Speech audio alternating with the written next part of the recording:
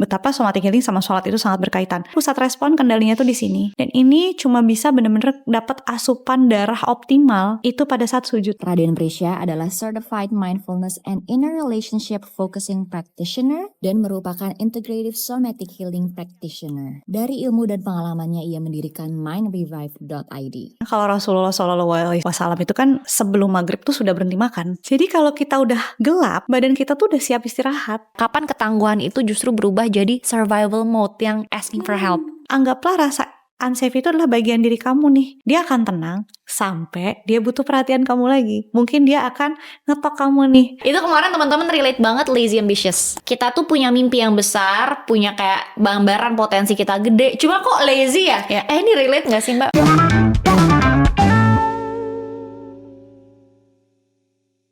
Welcome to Boss Mama Podcast, tempat selain kita berbagi tentang ilmu pengasuhan, tapi juga gimana kita sebagai boss mamas itu berdaya secara finansial, psychological, mentally, pokoknya we self-develop ourselves. Nah, narsum kita kali ini ada Mbak Prisha. Selamat datang. Halo Sabrina, Apa senang kabar banget Mbak? Aku hari ini happy banget sih. Kayak ngedengerin kamu ngomongin tentang Boss Mama aja kayak wah, I'm so excited untuk ngobrol tentang topik kita hari ini. Terakhir tuh aku ketemu Mbak Prisha di acara yang Mbak Prisha tuh leading sebuah mindful zen woman. Nah, dimana kan backgroundnya juga ada di somatic healing, mindfulness seperti itu ya Mbak. Tapi boleh nggak sih diceritain kalau somatic healing ini tuh sebenarnya ilmu apa dan gimana kamu menggunakan ini buat solve masalah orang-orang gitu ya. Oke. Hai semuanya, aku dengan Raden Prisha, biasa dipanggil Mbak Pi. Jadi mungkin teman-teman yang belum pernah dengar tentang somatic healing, mungkin kalau kita bicara tentang inner work atau healing mental ya, sekarang bahasa gampangnya itu adalah kita seringkali diminta untuk mendirect pikiran kita. Misalnya pikiran positif aja atau afirmasi yang baik aja. Tapi pernah gak sih teman-teman sudah mendirect pikiranmu ke satu titik yang positif, tapi tetap tidak bisa melakukan hal yang diinginkan? Contoh, pingin berhenti overthinking aja, pikirannya aja positif aja deh, nggak usah mikirin yang berat-berat. Tapi semakin kita memberhentikan pikiran kita yang lagi overthinking, biasanya apa yang terjadi? Malah semakin ketolak. Betul. Iya nggak? Yes. Kenapa? Karena memang sebenarnya memori yang dipegang sama badan kita itu mostly bukan di kepala, tapi di badan.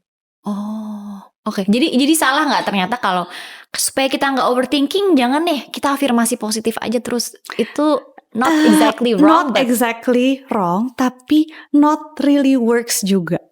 Jadi kalau kita misalnya nih, bahasanya kalau lagi overthinking gimana Mbak Pi? Kalau kita bicara somatic healing, yang kita identify pertama adalah saat kita lagi overthinking, badan kita posisinya gimana? Biasanya kalau kita overthinking, badan kita tegang, bener nggak? Tegang, terus kayak ada momen dimana kita, misalnya aku tahu nih aku harus ngerjain banyak ini semua, tapi kita freeze. Itu kemarin teman-teman relate banget lazy ambitious. Jadi kayak I love that word. Itu term dimana, ini aku juga baca-baca di Substack ya. Kita tuh punya mimpi yang besar, punya kayak gambaran potensi kita gede. Cuma kok lazy ya? Ini relate gak sih Mbak? Dan I have an explanation about that. Okay, this is the scientific one. Kenapa lazy ambitious? Karena gini, kalau kita bicara ambisi yang otentik, itu adalah ambisi yang tulus, yang badan kita saat melakukan itu ringan, dan kita pada saat melakukan itu ngerasa recharged.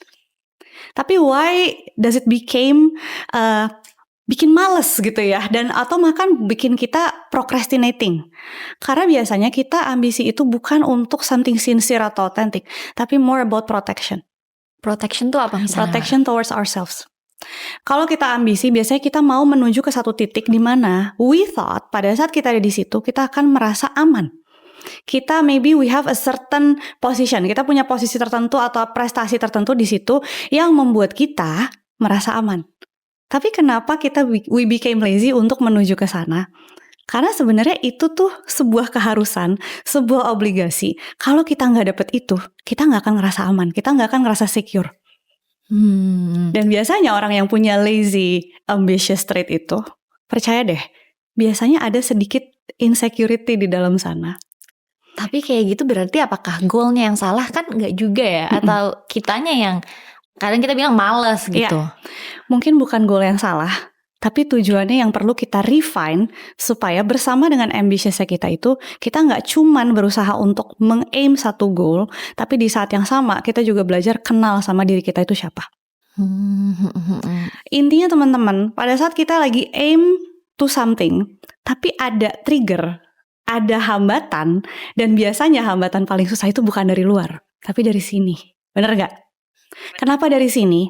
Karena kalau kata Pak Gobind Vasdev, sebenarnya hati itu kan tidak kasat mata. Terus apa yang membuat orang lain bisa menyakiti hati kita? Karena we allow them to hurt ourselves. Kenapa? Karena ada trigger dari luar yang kita izinkan untuk memodifikasi cara kita berpikir dan bertindak. Gitu loh. Jadi kalau kita punya ambisi along the way, jangan cuman ngeliatin tujuannya apa, tapi sambil jalan, how do you feel when you're aiming through that goal? Karena toh kalau kita udah punya goal itu juga, tapi kita nggak menikmati buat apa? Dan yang dinikmati itu kan nggak cuman when we are able to aim for that goal, oke, gue udah sampai di sini, tapi along the way kita ngerasa apa? Nah, itu sangat berhubungan dengan somatic healing. Karena kalau kita bicara somatic healing, kita tuh kenal banget sama badan kita kenal banget sama nervous system kita tahu pada saat kita ngerjain ini, kita tuh tegang, atau kita ngerasa relax, santai. I bet Sabrina di tempat ini, kamu pasti ngerasa relax banget. Kamu ngerasa nyaman, ngerasa kayak terbuka gitu ya. So, the dream itself tuh gak akan bikin kamu males. Dan gak akan scary. Ada sih sedikit fear, tapi gak seberapa dibanding relaxnya kamu saat mengerjakan ini. Dan itu artinya your dreams, your tujuan itu align sama apa yang badan kamu mau. Karena badan kita itu jauh lebih jujur daripada pikiran kita. Ada gak di sini yang ngerasa badan udah capek banget, udah minta goler aja gitu ya, tapi pokoknya aku harus maju, apapun yang terjadi aku harus show up. Biasanya apa? Besoknya kalau gak flu, asam lambung, bener gak? Udah tumbang dengan cara apapun. Karena gini, jadi sadari bahwa badan kita itu holistik, tapi our bodies can speak differently with our brains. Body, mind. Brain itu tempatnya mind kita, body itu tempatnya fisik dan soul kita. Nah, ini kan barengan sebenarnya, tapi ada kalanya mereka tuh nggak sinergi. Badannya pengennya apa, badannya mah maunya istirahat aja. Badan tuh jujur banget lah, pokoknya dia kalau capek pasti bilang capek. Dia kalau nggak mau pasti bilang nggak mau. Teman-teman pernah nggak, atau nggak Sabrina pernah nggak mau ketemu orang yang itu bawaannya nggak pengen? Ya ada momen memang ketemu orang ini kita udah nyaman, tapi orang baru ya biasanya kita ya lebih tegang, lebih deg-degan. Which is normal juga, tapi normal karena your nervous system itu masih adapting with their nervous system. Kita di sini nervous system aku sama kamu itu sedang bicara jauh lebih dari kata-katamu sama kata-kata aku. I see. Makanya kamu cocok sama suamimu gitu ya. Kamu sama Launa pasti you share a certain nervous system yang saling berkesinambungan. Dan bahkan pada saat kalau kita bicara anak ya, mereka bisa baca nervous system kita jauh lebih peka. Caranya gimana tuh Mbak? Kayak itu kan berarti bukan dari kita ngajarin atau ngomong aja ya, tapi apakah intonasi atau apa aja? Membaca nervous system adalah primal skill manusia. Ya, jadi anak dari 0 sampai 2 tahun, dia akan baca nervous system energi semua yang ada di sekitarnya. Karena dia belum bisa ngomong. Tapi pembentukan otak paling banyak di 0 sampai 2 tahun. Kok bisa? Padahal dia gak tahu bahasa kita apa. Ngomong paling 2 tahun, 3 tahun. Kenapa? Karena yang dibaca sama dia tuh energinya dulu. Makanya kalau ibu-ibu di sini ada yang bilang, kenapa ya anakku rungsing? Tanya dirimu sendiri, kamu lagi rungsing apa enggak? Karena itu kita seakan-akan ngetransfer energi kita juga ya Mbak.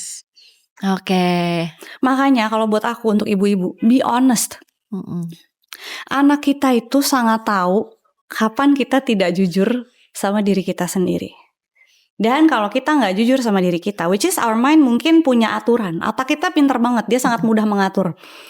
Tapi badan kita, she might say differently. Dan biasanya kalau kita seperti itu, nanti anak kita akan menunjukkan hal-hal yang kita nggak suka dari diri kita. I see. Ini langsung nyambung ke topik di mana sebagai moms ya kita suka overwhelmed. Itu pasti ya, challenging dengan motherhood.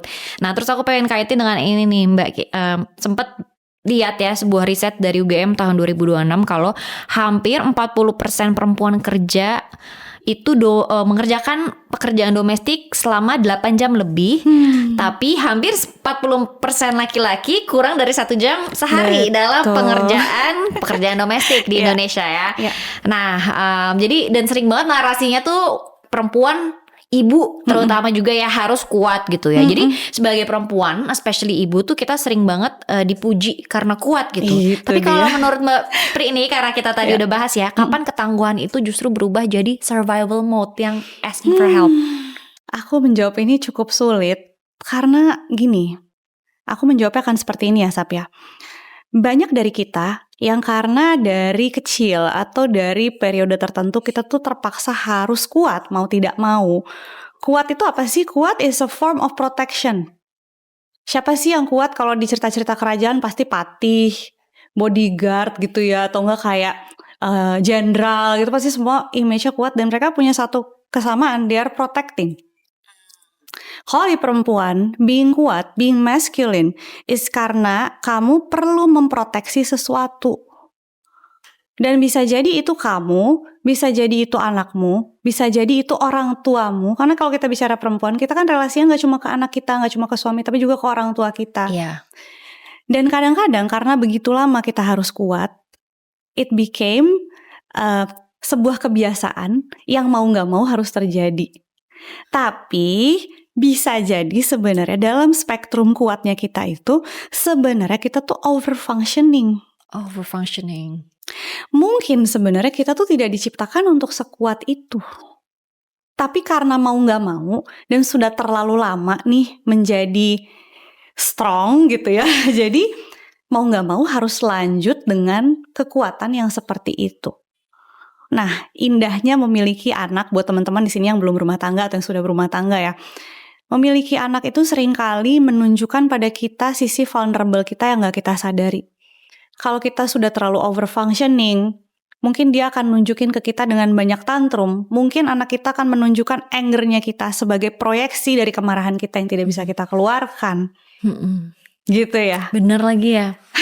Kayak selama sebelum punya anak kan aku misalnya ya berkaca, fokus on hustling, fokus di mungkin energi maskulinku ya. Kita relate ya. Tapi begitu punya anak tuh jadi kayak gak dibilang slow down as in kita jadi lebih santai ya, tapi jadi hidup tuh gak cuma sisi itu aja loh, tapi kayak ada hal-hal tadi ya. Mungkin anak tuh lagi ngebaca nervous system energi kita. Jadi kalau sebelumnya ya ruang aku untuk maskulin tuh tergas banget, tapi begitu menikah pun ya kan feminine side kita apa ya, ada rasa ingin give the best for our husband gitu kan, kayak because we want to. Bener gak sih Mbak? Bener banget. Ada shift seperti itu. Bener banget. Dan gini, menyusui, melahirkan, itu kan momen besar energi feminin ke perempuan itu di apa ya, di nurture lah ya. Yang nurture itu langsung Tuhan ya. Di saat itu energi feminin kita tuh kayak membuncah gitu. Jadi buat orang-orang yang teman-teman yang perempuan-perempuan yang sebelumnya hustling, karena aku juga dulu gitu Sab, aku tuh orangnya hustling banget. Responnya bisa dua nih. Bisa jadi kita embracing the femininity, atau yang kedua kita menolak. Dan itu pasti tergantung oleh support system kita juga. Support system, ilmu, dan seberapa kita mau terbuka, unlearn tentang identitas baru kita. Kalau dari sisi somatic healing, perempuan abis ngelahirin pasti rontok. Ya. Rontok apanya rontok nih? Rambut. Oke. Ya kan? Kenapa? Kalau dari sisi somatic healing itu adalah kita lagi membentuk identitas baru dan melepaskan identitas lama. Jadi kalau kita bicara somatic healing, rata-rata sumber ilmunya itu ancient. Meskipun Gabor Mate sudah membahas, Eugene Gendlin sudah membahas, Carl Rogers itu meskipun beliau bapak psikoterapi barat, tapi beliau sangat bekerja dengan kakek guruku Eugene Gendlin. Itu guru inner relationship focusing, yaitu our ability to really feel freshly apa yang terjadi di tubuh kita di saat sini dan kini. Jadi kemampuan kita untuk bisa berproses itu tergantung dengan kemampuan kita menyadari dan merasakan, bahasa gampangnya itu gitu. Nah pada saat seorang perempuan itu ketemu identitas baru, Kalau dia sangat kuat di mind-nya, mind yang protektif, mind yang controlling, dia akan bisa kayak, no, aku nggak mau, aku harus bisa hustle apapun yang terjadi, prestasiku harus tetap ada, misalnya pencapaianku harus tetap ada, atau aku harus tetap bisa sibuk. Atau ada juga perempuan yang akan, oke, I embrace my new identity as a mother. Kayak misalnya kamu membersamai Launa dan juga membersamai mimpimu juga gitu loh. Dan itu align kan ya, terasa align, terasa benar gitu. Tapi kalau misalnya kita menolak itu, respon di tubuh tuh bisa macam-macam. Menolak tuh hal yang sebenarnya kita desire atau gimana Mbak Pi? Sebenarnya gini, menolak dalam arti karena kita kan sedang melindungi sesuatu nih. Kalau kita melindungi mimpi kita misalnya, punya anak tapi kita we decide to really protect our achievement misalnya. Itu membuat kita menolak, bahasa gampangnya gini, achievement itu kan bahasa yang sangat maskulin. Achievement tuh very masculine quality. Kalau kita let's say punya anak, menyusui, kita harus slow down, harus internalize. Lalu tiba-tiba sisi maskulin dalam diri kita itu menolak, loh kok lo gak ambisi lagi? Bahasanya kayak gitu. Dan itu bisa tercermin dalam behavior kita sehari-hari kan. Akhirnya kita jadi gak embrace motherhood. Akhirnya kita jadi merasa tidak berharga. Karena ada sisi maskulin kita yang terlalu kuat di situ. Dan dia tidak mau menerima perubahan-perubahan identitas ini, atau tidak mau melakukan alignment atas dirinya yang baru dengan mimpi lamanya yang mungkin tidak harus penuhnya hilang juga, tapi hanya perlu tweak-tweak kecil aja gitu loh. Ya kan? Dan biasanya kenapa ada yang seperti ini, mungkin memang salah satu sebabnya adalah dia bisa jadi bertumbuh dengan fear yang banyak. Sih itu juga, jadi makanya tiap orang porsinya beda-beda ya. Karena kadang benar juga ada, kadang kita achieve alasannya banyak gitu ya, kita takut sesuatu, that's why insecurity misalnya. Tapi the thing is, somatic healing itu kalau buat perempuan dibantu banyak banget sama Allah dengan proses hamil, menyusui, melahirkan gitu ya. Itu mau gak mau kita harus connect ke badan kita. Dan kalau bicara tentang somatic healing, perempuan itu cocok banget lakuin somatic healing karena dia itu kan all about looking internal, ngelihat ke dalam, feeling, sensing, itu kan a very feminine quality, gitu kan. Jadi mungkin yang bisa aku simpulkan sampai sini, kadang-kadang kita merasa perubahan dalam diri kita in konteks of sebagai seorang perempuan itu bisa menjadi batu sandungan dalam langkah kita. Tapi sebenarnya mungkin itu adalah cara Allah, cara Tuhan untuk membuat kita lihat ke dalam dan lebih kenal diri kita, tubuh kita nih sebenarnya siapa. Jadi kalau yang aku bisa ambil benang merahnya tuh di somatic healing ini, selama ini kan kita fokus ke apa yang pikiran kita rasakan, our logic dalam buat achievement, tapi di sini rasakan kembali, connect ke badan. Dan ya nanti maybe we find new information tentang diri kita ya. Oh, badan kita kalau mau kita dengerin informasinya tuh banyak banget sebenarnya. Oh gitu ya, nggak pernah kepikiran sih. Contoh ya. Contohnya apa nih Mbak? Pernah craving manis nggak? Oh sering ya Mbak. Manis. Craving manis tuh biasanya ada kesedihan. Oh iya. Ada bukan rasa cuma ketagihan aja ya? Sebenarnya iya, cuman ketagihan itu kan juga bagian dari sensasi rasa. Oke. Ada stimulusnya kan di situ. Ada nggak di sini yang malam-malam pengen makan mie instan? Jam 11 malam pengen makan mie instan ya. Garam berhubungan dengan kelenjar adrenal kita. Hubungannya dengan rasa sepi, loneliness, kesendirian. Dan kalau kita lanjutin lagi, bisa juga orang tersebut biasanya senang hidup yang sensasional gitu loh. Kayak maunya ada prestasi, maunya ada ledakan sensasi. Ledakan sensasi itu kan macam-macam ya, bisa liburan, bisa naik jabatan, bisa cobaan yang begitu menantang gitu kan ya. Sesimpel cuma ngidam mie instan tengah malam, ternyata itu menunjukkan sesuatu tentang diri kita. Karena badan kita tuh udah punya ritme. Dia itu ritmenya, kalau Rasulullah SAW itu kan sebelum maghrib tuh sudah berhenti makan.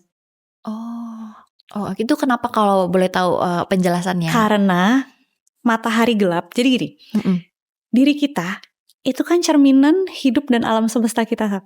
Kalau kita banyak masalah sama orang, mungkin kita juga sebenarnya insecure. Paham gak? Iya. Kalau kita sama orang ada masalah finansial terus, mungkin di dalam hati kita sebenarnya kita punya masalah dengan kapasitas menerima.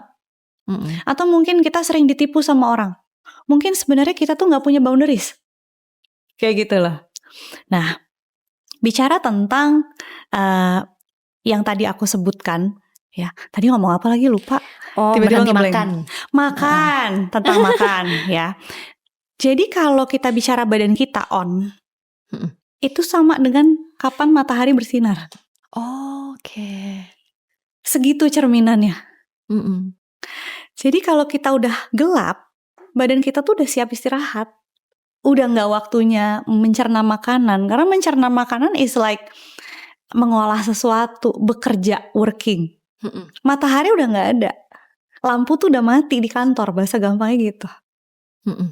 Nah itu juga ditunjukkan sama nabi kita, itu juga ditunjukkan seperti itu. Dan itu hanya satu dari segelintir prinsip-prinsip betapa badan kita itu mencerminkan apa yang terjadi di luar.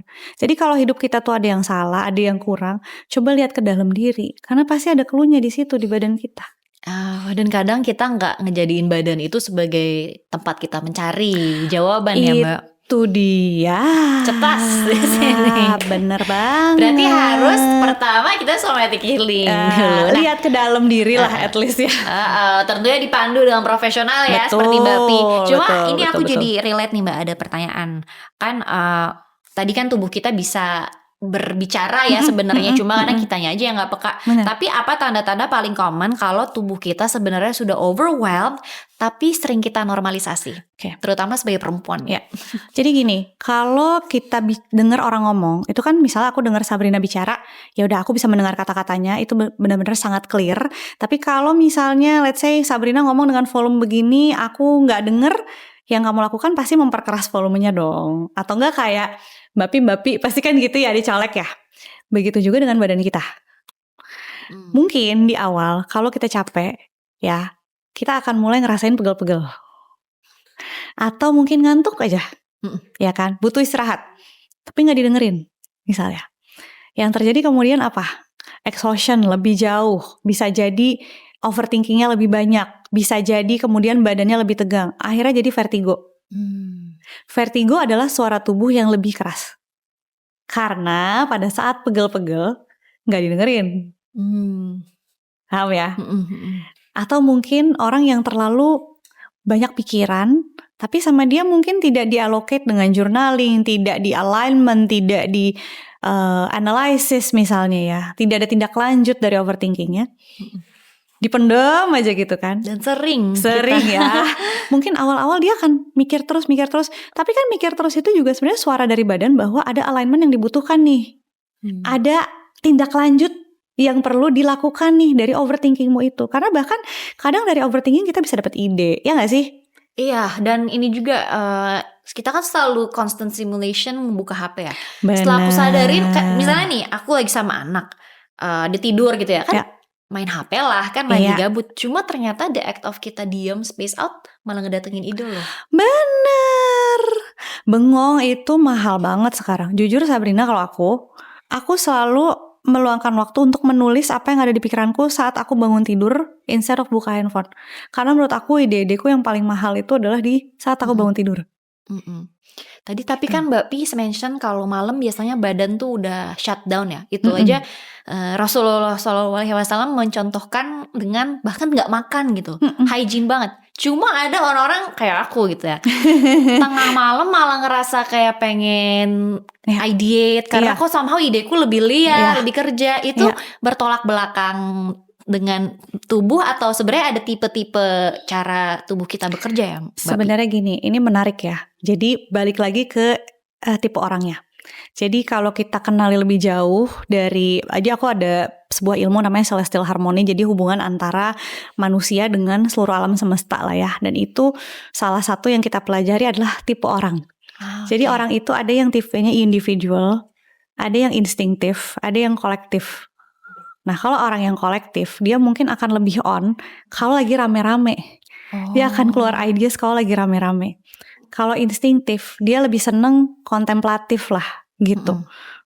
Mungkin lebih jalan instingnya di saat dia sedang melakukan berbagai hal, tiba-tiba muncul ide, tiba-tiba pop up ide. Tapi ada juga orang individual.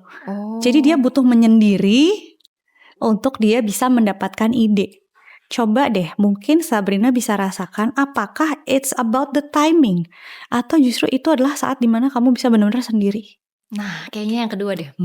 Karena seperti biasa ibu-ibu during daytime heboh, overstimulation, kadang bahkan ya urus-urus, belum lagi sambil bekerja, Iya. cek HP, cek laptop, kesibukan cek apa. warga ya siang hari Dan ya. kayak itu yang kenapa banyak mama-mama yang relate ya. Aku paling enak kalau udah malam-malam semua tidur. Betul. Dan mungkin itu juga kalau kayak waktu-waktu jam 3 pagi, jam Iya. 5 pagi kan mungkin the world is silent. Betul. Saran dari aku bisa dipakai instead of kita nggak tidur malam, misalnya kayak jam 12, jam 1 baru tidur, lebih baik bangun jam 3 pagi. Itu jauh lebih sehat buat kita dan jauh lebih dekat juga sama Allah. Masya Allah kalau di Muslim tahajud ya. Waktu tahajud emang udah scientifically proven ya. Betul. Dan kalau dari ancient Egyptian medicine, ilmu pengobatan Mesir zaman dahulu, sumber energi kita itu ada 3, Kasap. Oh gitu. Jadi yang Apa nih? pertama itu adalah Sa itu adalah energi dari langit dan aku merasa itu adalah energi dari Allah langsung. Yang kedua itu adalah Nu itu adalah energi dari ground kita, dari bawah, dari ancestor, dan juga bagaimana kita grounding, bagaimana kita grounded sebagai manusia. Dan energi Sa sama Nu itu, ya dari atas sama dari bawah, itu bertemu di jantung kita. Itu yang ketiga. Yes, Bukan. bertemu di jantung. Ini cocok sama hadis yang bilang di dalam tubuh manusia ada segumpal daging yang kalau dia baik-baik semua, kalau dia buruk-buruk semua, dan itu adalah hati. Dan hati itu adalah jantung format halus, Kak. Tempat ruh kita berada. Dan manifestasi nyatanya itu adalah di jantung kita yang berdetak. Gitu ya. Sumber ketiga adalah ritme. Detak jantung kita. Kemudian cara kita bernafas. Pergerakan usus besar dan usus kecil. Oh. Jadi, energi yang kita butuh adalah energi dari Allah. Yap. Energi dari groundedness kita sebagai manusia dan warisan dari leluhur kita. Kan kalau ibunya cicing wae, anaknya cicing wae gitu ya, gitu kan. Kalau ibunya wah seneng heboh warwir, anaknya juga biasanya begitu karena Iya, itu bener. diturunkan. Bener lagi. Nah di situ nanti jantung kita berdetak itu kan menimbulkan ritme. Nah seberapa bagus ritme kita itu adalah kualitas energi kita. I see. Dan itu dari ketiga input Input tersebut. Makanya kalau tadi bilang tahajud, sepertiga malam terakhir, energi Sa-nya itu banyak sekali, Kak. Ya jadi memang somatic healing ini sangat banyak kaitannya dengan kita sebagai Muslim ya, spiritual. Wah, mulai dari mana nih? Bahas satu-satu ya. Wah, kalau Masya tahajud Allah. tadi apa nih, Mbak? Karena sering banget kan, maksudnya struggle kita kalau sholat pagi gitu ya, itu ya bangun tidur dan lain-lain, which is normal kadang ya, tapi padahal ada energi-energi benefit yang kita nggak tahu. Nah, apa itu kaitan Jadi tahajud gini, dengan energi-energi yang ada secara sains? Kalau dari 3 Egyptian principle tadi ya Kak, aku ngelihatnya memang kita kan hidup itu kan perlu dengan 3 energi itu ya. Jadi kalau di Quran memang Allah itu menyebutkan bahwa di sepertiga malam terakhir itu Allah itu turun untuk mendengarkan doa-doa dari hamba-hambanya yang bangun pada saat orang lain sedang tidur. Tapi kalau dari saintifik Kak, pada saat kita bangun tidur di jam-jam itu, kita itu gelombang otaknya tuh lagi alfa Kak. Oh, walaupun udah bangun. Iya, tapi kenapa? Karena di luar masih gelap. Dan kita kalau tahajud tuh biasanya, aku yakin teman-teman yang tahajud pasti lampunya mati. Ya kan, anak masih tidur, ya kan, suami kadang masih tidur kalau suami nggak ikutan gitu kan, di rumah juga lampu biasanya masih mati semua gitu. Itu tuh syahdu kan Kak. Iya. Dan pada saat syahdu itu kita tuh jauh lebih grounded. Grounded tuh apa sih? Looking inward, bisa ngeliat ke dalam, tenang, hadir. Itu udah 2 tuh sumber energi tuh. Udah mana Allah memang menyebutkan Allah turun, kemudian kita jauh lebih grounded dengan gelombang otak yang lebih bagus untuk manifestasi. Alpha itu bagus banget buat manifestasi gitu. Kak. Gitu. Justru kalau kita tuh pasrah, hadir, mengalir, itu tuh alpha banget, itu tuh manifestasi tempatnya di situ. Tapi kalau kita energinya udah misalnya udah beta ya, let's say ya gitu, itu udah lebih on, udah lebih hadir, kontrol udah lebih bagus. Malahan untuk manifestasi gak sebagus itu. Malahan kita manifest tuh bagusnya ikhlas. Nah itu bahasanya. Jadi kita benar-benar fokus hadir. Nah nanti Kak, insya Allah kalau rajin tahajud, rajin baca Quran, itu menunjukkan ritme kita. Ritme itu dipelajari dengan membaca Al-Quran. Orang-orang yang ritmenya itu kasak kusuk, biasanya struggle juga dibaca Quran dengan benar. I see. Gitu. Di situ kan juga ada humming. Baca Quran itu sangat somatic healing sebenarnya. Karena ada humming di situ. Kita harus benar-benar fokus meditatif, dan fokusnya tuh nggak bisa mikir ya, harus meditatif gitu loh. Oh yang ini ikfa, ini it, gombi guna, bila guna, kalau diapalin satu-satu mah nggak bisa Kak. Tapi pada saat kita tahu, oh ada nun mati sama huruf ini, oh ini ngelebur misalnya, itu kan sesuatu yang sangat mengalir. Dan cara ngomong berubah, itu Betul. jadi kayak otot kita terstimulasi. Terstimulasi. Dan aku mau cerita juga soal bagaimana perempuan itu ditakdirkan sama Allah itu kan memang kita sebagai domestic goddess. Aku menyebutnya domestic goddess ya. Ini keren nih, bos mama, Iya, domestic goddess. Domestic goddess. Gimana di tuh, rumah Mbak adalah Pi? queen gitu ya. Kita tuh ratu di rumah. Perempuan itu jauh lebih banyak butuh sensory practice dibanding laki-laki.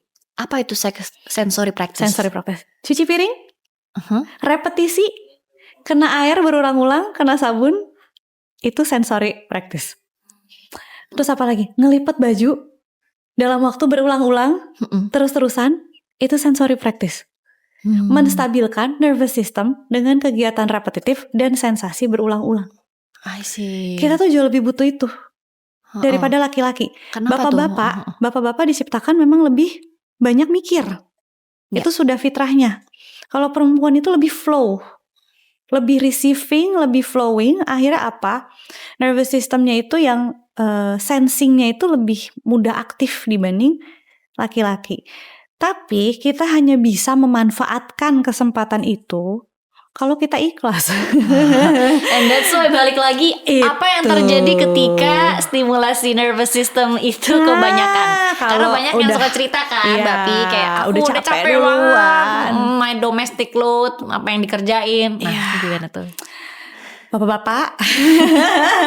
Bapak-bapak tolong sampai rumah biarpun cuma sejam, tolong tunjukin Bapak tuh ngebantuin istri ngerjain pekerjaan rumah. Beneran deh, even though cuma 8 jam banding 1 ya. Tapi dengan Bapak sampai rumah, boleh lah Pak main HP di timer lah 10 menit gitu. Jangan 1 jam juga main handphonenya gitu kan ya. Setidaknya istri tuh lihat, aku bisa bantu apa gitu ya. Kalau bapak-bapak bisa memberikan ART, alhamdulillah, tolong istrinya dibantu. Ngasih suster, tolong istrinya dibantu. Kalau nggak bisa ya pakai otot Pak, ya kan? Gitu loh. Kalau istrinya udah melihat bapaknya tuh ada involvement sedikit aja, itu akan membuat dia lebih, suamiku pulang capek kerja, aku langsung dibantu. Pasti beda. Biarpun bapaknya cuman bantuin cuci piring 30 menit aja. Wah, itu bisa make a difference banget. Dan akhirnya besok pada saat ngelihat rumahnya, aku pingin rapiin rumah karena suamiku bantu loh, aku nggak sendirian ngerasa di sini. Perempuan itu paling nggak suka ngerasa sendirian, bener nggak sih? Ya, dan tadi kalau tanda-tandanya udah pesen mie instan tengah malam, itu bisa jadi tanda. Itulah sebuah pertanda dari tubuh kita. I see. Aku jadi ngerasa tuh kita di tengah-tengah kesibukan, mau kita sudah berstatus menikah, mau enggak, ternyata dari sini tuh ada ilmu kita harus connect ke diri kita ya. Nah di sini aku pengen bicara tentang secure attachment paradox, karena kita tahu ibu yang sehat mentalnya gitu, meski ya tidak ada kata sempurna ya, akan menghasilkan anak yang secure. Tapi ruang aman bagi ibu sendiri ini tuh kerasa sangat minim ya. Jadi kalau misalnya seorang ibu itu belum bisa merasakan ruang aman untuk dirinya sendiri, bagaimana dia bisa menciptakan ruang aman untuk orang-orang sekitarnya gitu? Ataukah itu takutnya ya akan menjadi emotional labor yang dipaksakan? Karena tadi kan Mbak Pi juga bilang, kalau kita paksakan tapi bertolak belakang juga tidak baik ya. Itu Aduh, pertanyaannya bagus banget lagi. Aku suka banget pertanyaan ini. Jadi gini, banyak kesalahan kita itu bukan karena kita nggak mau berproses, tapi karena kita berusaha jadi sempurna. Aku bisa memahami, terutama ibu-ibu yang punya ambisi besar, yang terbiasa mengerjakan sesuatu itu dengan kesempurnaan. Mereka juga ingin menjadi ibu itu harus sempurna. Tapi bukan itu jawabannya. Yang tadi dirimu bilang, pada saat kita berusaha untuk memaksakan diri kita menjadi sempurna, itu sebenarnya kita sedang tidak jujur sama diri kita sendiri, terutama kalau kita sebenarnya memang belum menemukan ruang aman kita. Kita mungkin tidak perlu explain lebih lanjut tentang bagaimana seseorang belum menemukan ruang amannya, karena aku rasa dengan aku ngomong begini, kalau dirimu merasa dirimu belum menemukan ruang aman, pasti itu terasa di badanmu, gitu ya. Tapi lalu harus gimana? Jawabannya adalah 1, jujur pada diri sendiri. pahami bahwa dengan kita membersamai emosi kita dan menunjukkannya kepada anak, itu sebuah lesson buat mereka. Kita lagi gak nyaman hari ini. Mungkin kakak bisa bilang sama Launa kayak, Launa hari ini, manggil apa mama, ibu? Mama. Launa hari ini mama lagi ngerasa kurang nyaman nih. Jadi mama hari ini mau nyiram tanaman Launa. Launa mau ikut gak sama mama siram tanaman? Mama kalau siram tanaman ngeliat matahari, I feel better. Nah, buat anak kita tuh ngerti. Tunjukkan ke mereka bahwa it's okay to be not okay. Dan it's okay to find something yang regulate your nervous system whenever you need it. Gitu. Atau mungkin you cry in front of them. Nah, gitu. Itu sebenarnya nggak apa-apa nggak sih Mbak? Atau apa-apa. Karena kadang kan ada kerasa kita bingung kalau orang tua atau mama ya, particularly nangis, kita merasa bersalah tapi bukan karena kita kayak itu gimana ya Mbak? Yang terpenting adalah how you perceive the emotion. How you sit with the emotion. Jadi kalau dirimu nangis tapi dirimu tenggelam dalam perasaan, banting-banting barang, meraung-raung, ya anak bingung dong, iya gak sih? Tapi kalau you cry, and then you're like, pasti kan anak tuh pasti nanya, mama kenapa? I feel sad. You know life can be sad sometimes, so I'm sitting with my sadness. Launa, do you want to sit with my sadness? Pasti mau. Ayo mami, atau ayo mama, ayo kita atau mungkin dia akan nanya, mama kalau sit with your sadness ngapain misalnya kan ya gitu. Aku duduk aja sama dia, aku accompany my sadness. Jadi yang perlu kita pahami adalah emosi itu dulu waktu kita kecil adalah produk yang sangat tabu, bener gak sih? Apalagi anger. Wah kayaknya anger tuh haram hukumnya. Gak boleh, jangan marah. Banyak sekali private klien aku datang ke aku itu apa? To know what is healthy anger. Tahu caranya marah yang bener tuh gimana sih gitu. Karena gak pernah diajarin.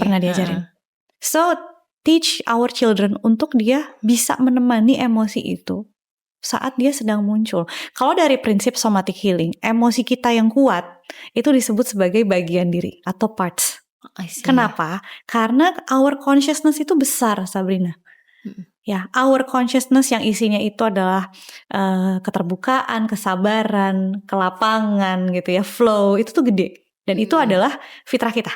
Sebenarnya kita tuh dikasih ruangan yang cukup dan lapang gitu ya. Itu besar emotion semua. Besar, dan itu dia tugasnya untuk menopang emosi kita. Nah, jadi ibarat rumah, emosi kita itu nggak akan menempati seluruh rumah kita kecuali kita menolaknya atau menyembunyikannya atau melarangnya.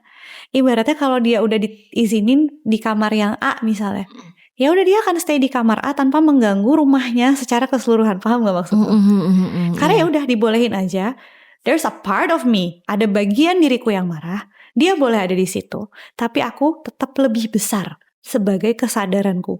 Dan aku cukup besar untuk menaungi emosi-emosi aku. Gitu loh. Jadi sedih yang tadi kamu temenin bersama Launa. She's only a small part of you. Dia cuma bagian kecil dari kamu yang lagi minta perhatian. Gitu kan ya bahasanya. Tapi kalau kamu larang, gak boleh sedih, kamu harus happy terus. Apa yang terjadi? Biasanya mah dobrak pintu. Karena itu sudah gak tahu mau dikemanain lagi. Betul. Dia gak disambut, dia gak diperbolehkan. Akhirnya dia dobrak pintu. Dan dia biasanya kayak MLM tuh multiplying gitu ya. Banyak membernya tiba-tiba jadi banyak, tiba-tiba jadi rame. Dan itulah yang membajak kesadaran kita pada akhirnya. Nah berarti jawaban gampangnya tuh gimana Mbak untuk berarti how can we be angry lebih healthy? Membersamai emosi kamu sebelum kamu meresponnya. I see. Kita kalau membersamai itu butuh beberapa tahap ya. Sadar, oke, I feel unsafe misalnya. Sadar dulu, akui dulu ke diri sendiri, ya aku emang ngerasa unsafe. Misalnya kayak gitu. Momentumnya kapan? Mungkin kamu sholat tahajud, atau kamu yoga di pagi hari misalnya, atau kamu meditasi misalnya. Jadi memang waktu menyendiri itu untuk charging tuh ada perlunya ya buat kita. Kita tuh perlu me time tuh bukan buat kabur, tapi just to simply look inside dan menanyakan kabar aku nih gimana sih kabarnya gitu. Jadi we would know what's going on gitu kan. Kalau kamu sudah sadar, kemudian kamu membersamai, misalnya gini, rasa unsafe itu ada. Anggaplah rasa unsafe itu adalah bagian diri kamu nih. Dan dia boleh kok menempati satu kamar di hati kamu. Jadi kamu tetap masak, ya dia biar aja di kamarnya gitu. Analogi yang menarik ya. Yes. Diterima aja perasaan aja. tersebut, bukan ditolak. Bukan. Dan kalaupun dia diperbolehkan tidur di kamar kamu, dia akan tenang sampai dia butuh perhatian kamu lagi. Mungkin dia akan ngetok kamu nih, hey Sabrina misalnya, rasanya di badan apa? Ke-trigger. Misalnya apa tuh ke-trigger? Rasa unsafe, misalnya mertua dateng, ya kan? Kenapa ini semua pada nggak rapih? Oh, tiba-tiba muncul tuh ya ciri-ciri keluar kamar dia keluar kamar langsung ada yang menyenggol saya nih. Terus apa, bahu kamu naik, terus belakang agak merinding, deg-degan, mata rasanya pedes, pengen nangis, ya. Dan di titik itu kita udah mulai ke praktikal ya. Apa yang bisa kamu lakukan? Kan dia udah mulai keluar kamar nih karena ke-trigger. Pegang dada, boleh akui, hello, I know you are there. Ini kayak film Inside Out bener ya. ada creature-nya untuk tiap perasaan. Dan it's a very easy thing to do. Ke-trigger, kau bayangin aja, kalau kamu udah kenal, udah kontemplasi pagi-pagi, dia lagi menempati kamarku yang itu, pada saat ke-trigger kamu lebih gampang untuk kayak, oh dia keluar kamar nih, ke-trigger sama mertua aku, misalnya. Kemudian kamu bisa say hi kayak, hello, I know you're there. Kau bisa melipir sebentar, mungkin ngambil minum, terus kayak just listen to it, kayak, kenapa, apa yang bikin kamu ke-trigger? Mungkin di dalam ada suara kayak, aku udah setengah mati beres-beres, masih aja dikomentarin gitu. Aku juga berusaha, aku bikin safe space-nya aku, misalnya ya. Dan kamu bisa simply kayak, I know how hard it is for you. Aku tahu betapa beratnya itu buat kamu. Ya, dah kamu sekarang di kamar, I will take care of this. Inilah manifestasi nyata dari reparenting yourself. I see. Reparenting your parts. Karena bagian-bagian diri kita itu adalah sisa-sisa dari diri kita yang masih belum mendapatkan nurture yang dia butuhkan di masa lalu. Nah itu berkaitan lagi, makanya semua hal tuh banyak kaitannya dengan masa lalu kita juga ya. Pola asuh. How we are shaped. Betul. Jadi it's worth it loh. Kayak kalau tadi teman-teman nonton aku dari awal, ya ampun Mbak Pi, itu ada ancient Egyptian medicine, ada somatic healing, ada aku harus menyapa bagian diri. Tapi kalau bicara anak ya, amanah terbesar ya Allah buat kita, itu tuh worth it untuk kita perjuangkan sejauh itu. Dan bonusnya, ibu-ibu, teman-teman, kakak-kakak ya, mama-mama, kita kalau udah mengenal diri, kita akan jauh lebih mudah menggali potensi. Baru tuh biasanya kita loncat langsung ke potensi diri. Betul. Jadi kalau teman-teman bilang capek banget ya inner work Mbak Pi, nanti dulu kamu mau menggali potensi tidak? Gitu kan? I see. Karena ternyata itu tuh lebih fundamental lagi ya. Karena setiap manusia itu kan punya purpose of life. Dia punya purpose of creation, dia punya purpose of life. Kalau Muslim, purpose of creationnya adalah untuk beribadah, ya kan? Tapi purpose of life itu tidak hanya itu, tidak kolektif, sifatnya itu sangat sesuai authenticity masing-masing. Ya, keaslian diri ini hanya bisa ditemukan dalam diri kalau kita sudah cukup mengenal diri kita yang berkesadaran dan mengenal bagian-bagian diri kita nih apa aja sih.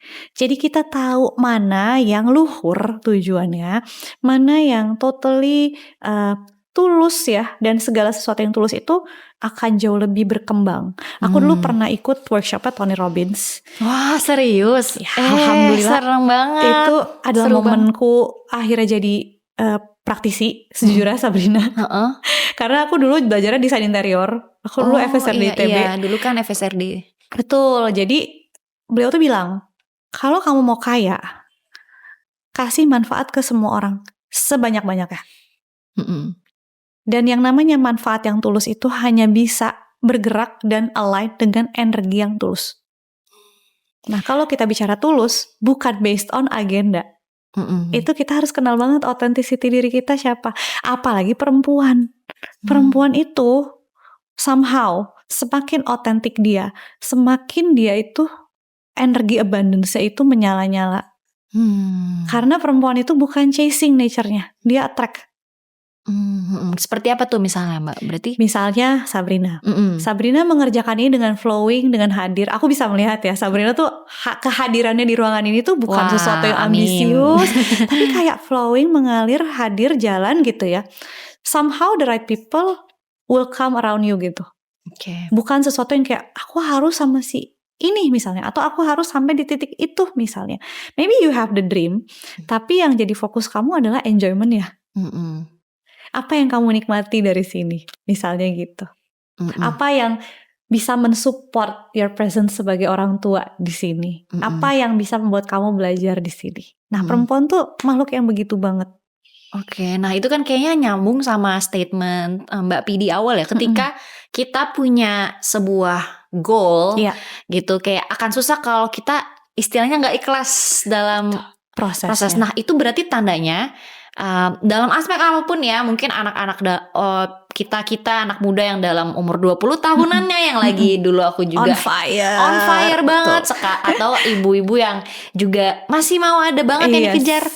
Berarti apakah kita harus selalu mencari meaning selain achievement atau gimana? Karena itu kan gak segampang itu dan gak semua hal tuh memang kita enjoy. Karena memang kadang mau gak mau ada beberapa keharusan gitu kan untuk survival. Kuncinya gini, aku mau cerita sedikit ya. Apakah Mbak Pi sebagai praktisi dan mungkin membuat konten dari awal sudah mengalir seperti ini? Oh, tentu tidak pemirsa. Dulu pun aku bekerja dengan sangat ambisius. Sampai sering tipes ya. Sampai hipertiroid, pokoknya langganan deh tuh. Ya. Ambisiku tuh luar biasa. Dan itu bekerja sampai akhirnya aku dikasih kesadaran sama Allah bahwa cara itu sudah tidak bekerja lagi. Dengan apa? Dengan sakit-sakitku itu. Jadi buat yang masih 20-an, misalnya kamu masih dengan hustle-mu, masih dengan fire-mu, masih dengan summer-mu gitu ya, yang berlarian dan kamu tidak merasakan ada sesuatu yang salah, gak apa-apa. Jalanlah. Tapi kalau sudah ada momentum, trigger, sakit, kejadian dalam hidup, kehilangan, atau apapun itu yang membuatmu berpikir ulang, mungkin itu adalah caramu untuk repurpose your dream, repurpose your goal, dan mungkin menelaah kembali apakah cara kamu bekerja yang dulu itu masih align gak sama kamu yang sekarang. I see, berarti gak harus dari awal kita figured out. Tiap orang punya journey-nya, betul. Kalau Iya. kita udah punya kesadaran, misalnya Sabrina ikutan kelasnya Tony Robbins, tiba-tiba kayak, kok ternyata yang itu udah gak align ya sama aku, ya go for it. Iya. Tapi kalau ternyata kesadarannya belum di situ, terus kemudian belum ada sesuatu yang membuatmu kayak aware dengan ini harus ganti, ya nggak apa-apa, it's okay. Jalanin aja ya. Jalanin gitu. aja. Karena kalau aku boleh cerita ini biar sharing ya ke Boleh, teman-teman. Satu juga tipping point aku tuh ketika ibuku baru pulang secara mendadak kan. Maksudnya dulu yang aku hustle, salah satu yang ingin dapat materi, membahagiakan keluarga dengan materi itu juga jadi kayak kok hilang gitu tujuannya. Ternyata tapi itu malah mungkin kalau kaitan dengan Mbak Pi itu momen aku reshaping the reason why I'm doing. Karena misalnya ya salah satunya, aku melakukan ini untuk apa, ngasih ilmu yang bermanfaat. Benar. Dan harapannya insya Allah ya, if God willing, bisa jadi amal jariah Amin, gitu ya. amin ya gitu Allah. ya.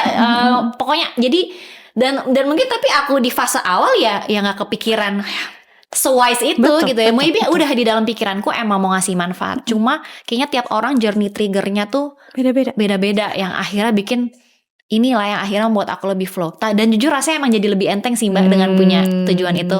Gak hanya tujuan finansial yang tentunya ada buat sustain. Iya, pastilah, ya. pasti. Tapi udah nemu why kita tuh jadi oh iya itu kayak mungkin yang ngalir ke nervous system kita ya akhirnya.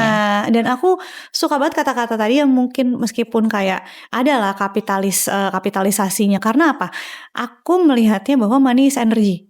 Jadi selama energinya masih sustain, orang masih ngeliat manfaat dari sini, orang masih take an advantage atau mungkin merasakan benefit dari sini, it will come naturally. It will sustain itself. Money is energy, not a villain ya Mbak. No. asal digunakan untuk tadi energi yang baik-baik ya. Betul. Kan energi itu sifatnya bisa baik bisa enggak. Nah, tergantung balik lagi intensi. Betul. Oke, seru banget sih Mbak. Seru ya. Aku dari sini jadi kayak kita harus notice hal-hal kecil. Dan tadi trigger tiap orang tuh Bener. beda-beda banget. Mungkin chapterku beda sama Bener. teman-teman. Ada yang sadar awal karena hal lain. Iya. Nah aku jadi pengen, karena tadi ya somatic healing tuh sangat kaitannya dekat dengan ternyata bagaimana kita diperintahkan sholat gitu ya Mbak. Betul. Tadi betul. kan Mbak Pi mention kalau tahajud ternyata kita tuh mode alpha.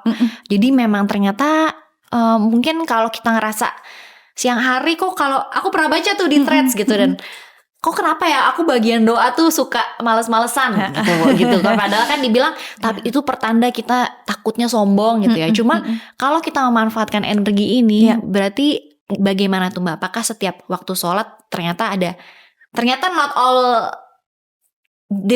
built differently secara energi atau gimana tuh Mbak? Aku gampang gini aja ya. Aku memang mereserve waktu berdoaku itu di waktu tahajud.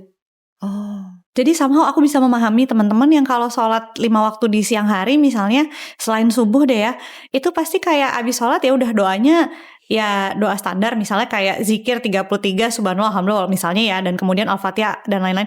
Tapi kalau doa yang dari hati tuh tidak mudah untuk keluar di siang hari gitu, karena kita kan in between activities nih, jagain anak misalnya, atau mungkin di kantor, atau mungkin lagi dikejar deadline, atau harus masak gitu ya. Dan kalau menurut aku sih, itu kembali ke bagaimana kenyamanan kita masing-masing sih. Iya. Karena kalau bicara tentang ibadah, guideline-nya tuh ada. Tapi how your body would present yourself di saat itu kan, itu yang paling penting. Karena it's all about connection kan ya. Betul. Dan kebutuhan kita tuh beda-beda. Mungkin ada tipe orang yang pada saat duha dia bisa bener-bener doa sampai nangis misalnya ya. Iya. Tapi atau juga ada yang mungkin di saat Isya dia seneng baca Quran dan kemudian dia berdoa setelah dia baca Quran gitu, mungkin. Tapi kalau aku somehow aku ngerasa dapat kekuatan lebih gitu ya dari Allah di doa pagiku sih. I see. Pagi dia aku bangun tuh hari-hari jam 3:30. 3:30 aku sama suami alhamdulillah sih kita sama-sama saling jaga gitu ya untuk gimana caranya, tentu ini dengan taufik dari Allah ya, bukan dari kehebatan kami gitu. Tapi itu ternyata sangat membuat kami jauh lebih grounded. Dan somehow yang lucu juga, doa kita tuh kan mirip-mirip. Kita saat kita berdoa bersama, kita tuh alignment goal juga. I see. Sebagai suami istri. Gitu. Itu sharing energi ya? Betul. Dan salah satu hal yang membuat pernikahan itu awet adalah alignment di tujuannya. Bertumbuhnya bersama. Kalau udah bicara alignment di goalnya, pasti bertumbuhnya bareng-bareng. Karena once kita udah yang satu tumbuh duluan, yang satu masih di belakang, pasti goalnya akan berbeda juga. Benar lagi. Dan salah satu caranya itu dengan doa sama-sama. Doa sama-sama. Betul. Ya Mbak.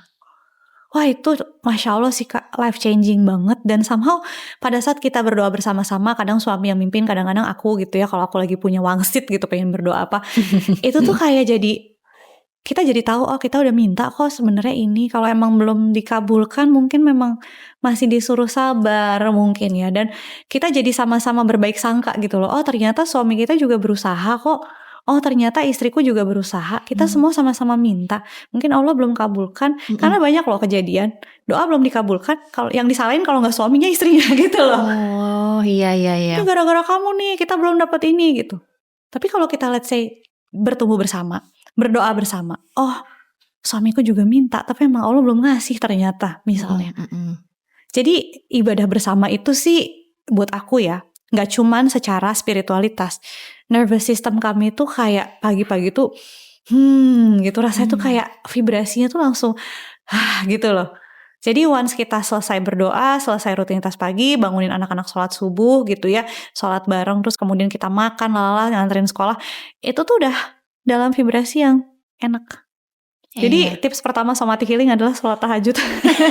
Balik lagi ya. Ini adalah emang ya kalau kita tahu meaningnya lebih dalam lagi tuh jadi kayak wah ini semoga jadi makin penasaran untuk cobain ya. Karena tadi itu juga misalnya coba deh kita tipe yang kenapa aku tadi jujur aku suka kerja tengah malam gitu kayak karena ternyata vibrasi nuansanya. Iya. Semua orang udah tidur, Betul. anak udah tidur, terus gelap di luar, serem-serem dikit lah ya, udah pada mati lampunya. Cuman seneng. Cuma lebih zen ya untuk kita keluar ideas ya, ditambah tipe kita lagi. Jadi dan tadi itu juga kayak menurutku penjelasan Mbak Pi itu menjawab kalau kita bertanya kenapa ya kadang aku males sholat gitu ya. Mungkin coba deh momen-momen yang finding peace itu tiap orang beda-beda. Dan benar. tadi salah satunya siapa tahu kita bisa lebih tumpah pas tahajud gitu ya. Mungkin aku gak tahu kalau siang-siang lagi di tengah kesibukan lebih sulit mungkin. Karena kadang kita kecenderungannya kan iya emang ini kewajiban, ayo harus gitu. Tapi ambil momen-momen yang bisa bikin kita connect gitu ya. Emang sebenarnya ketagihan gitu. Aku ada satu lagi ya tentang somatic healing juga. Betapa somatic healing sama sholat itu sangat berkaitan. Jadi di badan kita itu ada satu saraf panjang Kak. Dari aku lupa dari kepala atau dari sini, tapi namanya tuh vagus nerve. Kayaknya dari otak deh bener. Jadi dari sini terus kemudian di tenggorokan, terus ke jantung, terus kemudian ke pencernaan sampai ke bawah sini. Ya, jadi memang ada riset yang membuktikan bahwa emosi kita itu letakannya di sini Kak. By saraf ya? Iya. Jadi aku pernah juga lihat di kontennya Mas Riza Putranto, memang di bagian sini. Ya, makanya aku lupa vagus nerve dari atas apa dari sini. Tapi intinya emosi itu ditaruh di bawah sini. Dan pada saat kita sholat, yang lagi di train itu vagus nerve Kak. Itu Masya Allah banget. Dan di sini, ya kayaknya sampai kepala deh. Di sini kan ada prefrontal cortex.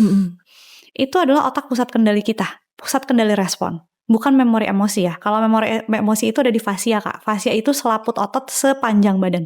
Wah, benar-benar di badan gak hanya di sini. Yes. Di sini itu tempat kita ngerespon. Tapi pusat respon kendalinya tuh di sini. Dan ini cuma bisa benar-benar dapat asupan darah optimal itu pada saat sujud. Wah, Masya Allah ya. Wah, kalau dilihat lebih dalam lagi, mind blown banget ya. Jadi kalau bicara somatic healing, tipsnya gimana Mbak Pi? Oke, kalau mau belajar lebih lanjut bisa ikut kelas Inner Relationship Focusing aku di Mind Revive Indonesia. Tapi kalau mau mulai sholat, buat yang muslim sholat ya, buat yang non muslim lakukan body mind connection exercises sesuai dengan preferensi masing-masing. Gitu. Karena tadi juga ilmu baru tuh, letak nervous system, emosi di sini. Wah, iya. Jadi ya tadi sholat bagi muslim, bagi yang non muslim tadi ada kan yoga, gerakan-gerakan itu juga banyak banget ya. Benar. Jadi kayak di percakapan kali ini tuh kita kayak ngajak teman-teman ya dari life stage apapun untuk mengenal lagi badan kita. Karena jujur I think during my 20s I ignore my body a lot. Apalagi aku jarang olahraga. Iya. Kita semua deh. Iya, even olahraga aku nggak ngerti gimana itu correlate sama otak aku, cuma tahu kalau gerak seger ya gitu, terus gak konsisten lagi. Benar. Cuma kayak dari sini it's very mind blowing ya. Jadi kalau ini next step kalau misalnya pengen belajar tentang somatic healing atau sama Mbak Pi gimana tuh? Jadi aku mungkin menyimpulkannya dengan beberapa tips ya. Pertama buat yang muslim jangan lupa bergerak, latihan sensori gitu ya. Salah satu dari sholat, kemudian tahajud. Terus kemudian buat yang non muslim find your ways untuk melakukan mind body exercises. Buat yang perempuan, errand sehari-hari itu bisa menjadi latihan sensori buat kamu ya. Dan kemudian kalau kamu merasakan ada sesuatu dalam dirimu yang gak enak, pahami bahwa dia itu adalah satu emosi kamu yang sedang menempati satu kamar di ruang batinmu. Jadi tidak membajak seluruhnya. Dan kalau kamu ke-trigger, cukup taruh tangan di dada, bilang aku tahu kamu ada di situ. Jadi kamu menyapa dia dan boleh berempati sama dia, apa yang dia rasakan terhadap sesuatu atau seseorang, dan bilang, let me take care of this, kamu boleh ada di situ selama kamu butuhkan. Ya, jadi itu tips dari aku. Kalau mau belajar lebih lanjut bisa cek Mind Revive Indonesia untuk informasi kelas focusing selanjutnya. Iya, nanti aku daftar ya Mbak. Wah, thank you banget Mbak Pi. Dari percakapan ini tuh menurutku nggak hanya ini untuk para moms yang constantly overstimulated ya. Itu kayak exercise-nya udah praktikalnya banget ya. Beneran dicoba dulu deh. Betul. Gitu ya, diambil. And then juga menurutku ini resonate ke semuanya gitu. Mau different life stage, mau perempuan mau laki-laki. So thank you so much Mbak Pi. Makasih banyak Sabrina buat ilmunya insya Allah sangat bermanfaat. Masya Allah. Thank you. Ya nanti aku ikut ya. So that's it from our episode today di Boss Mama, and I'll see you guys on the next episode. Bye.